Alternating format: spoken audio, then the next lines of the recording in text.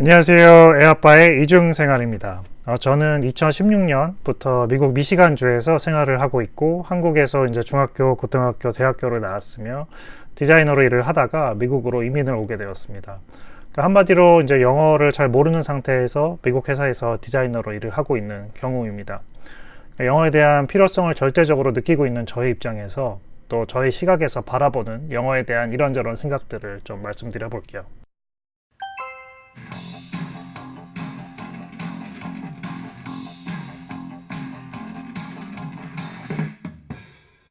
영어가 절실히 필요하게 되다 보니까 드는 생각들 중에 가장 먼저 떠오르는 게 이거였습니다. 만약 대한민국이 한국어가 아닌 영어가 모국어였다면 어땠을까 하는 겁니다.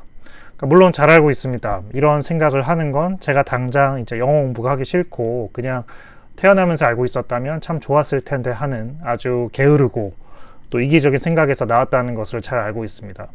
근데 영어로 스트레스를 받으신 분이라면 아마 다 한 번쯤은 상상하지 않을까 싶습니다. 그러니까 생각은 게으르고 이기적인 머리에서 나왔지만 조금 더 객관적으로 고민을 해보면 영어를 모국어로 가진다는 것이 꼭 좋을 것 같지는 않다는 생각이 들었습니다. 만약에 대한민국이 경제발전 이전에 영어가 모국어였다면 전 이렇게 한국이 발전할 수 없었다고 생각합니다.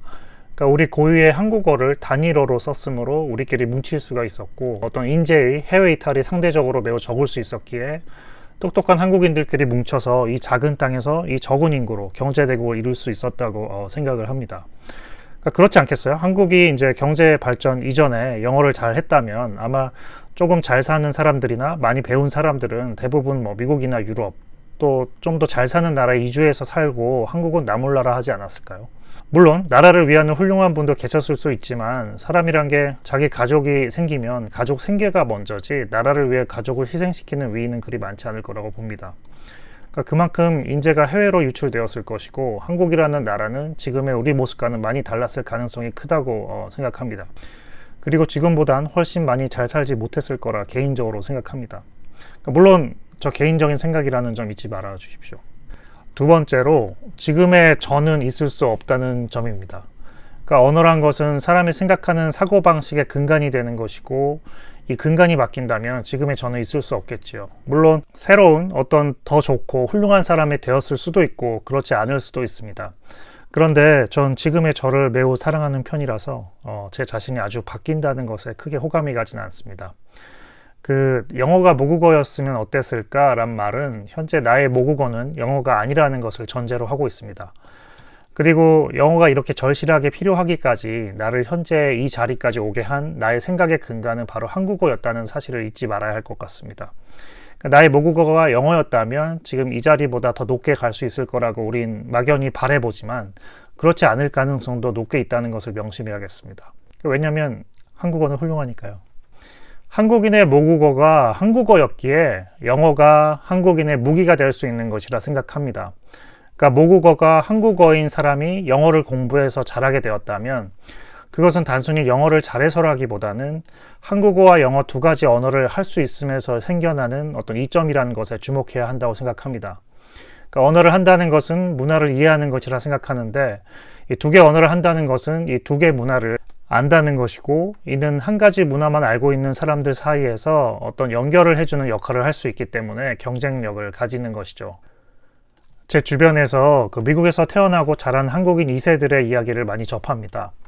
그 중에는 영어와 한국어를 모두 하는 사람도 있고 영어만 하는 사람도 있습니다. 그런데 영어만 하는 2세 중에는 나중에 커서 부모님한테 한탄하는 경우가 있다고 해요. 엄마 왜 나한테 한국어를 가르쳐주지 않았어? 라고요. 그런 부모님은 이렇게 말씀하신다고 합니다. 그렇게 배우라고 할 때는 안 배우더니 이제 와서 대한민국의 모국어가 영어라면 이라는 생각에 대한 저의 결론은 모국어가 영어라고 해서 우리의 삶이 그렇게 행복하게만 전개되지는 않았을 것이다. 그리고 지금보다 더 못 살았을 가능성도 크게 있다고 저는 개인적으로 생각합니다.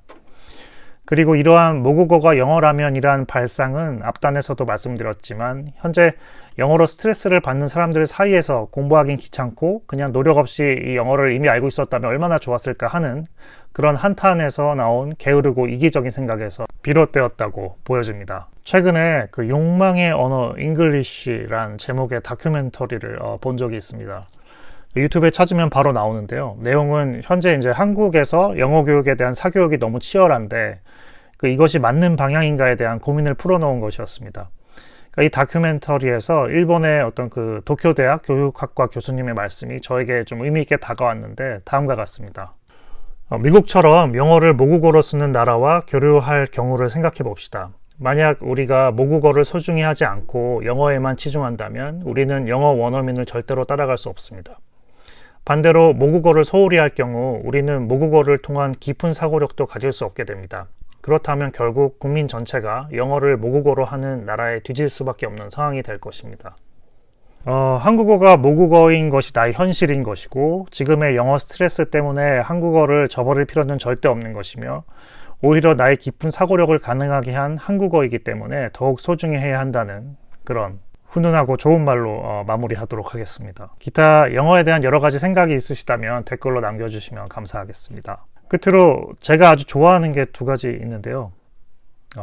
구독과 좋아요 아주 좋아합니다. 그럼 다음 영상에서 또 뵐게요. 안녕히 계세요.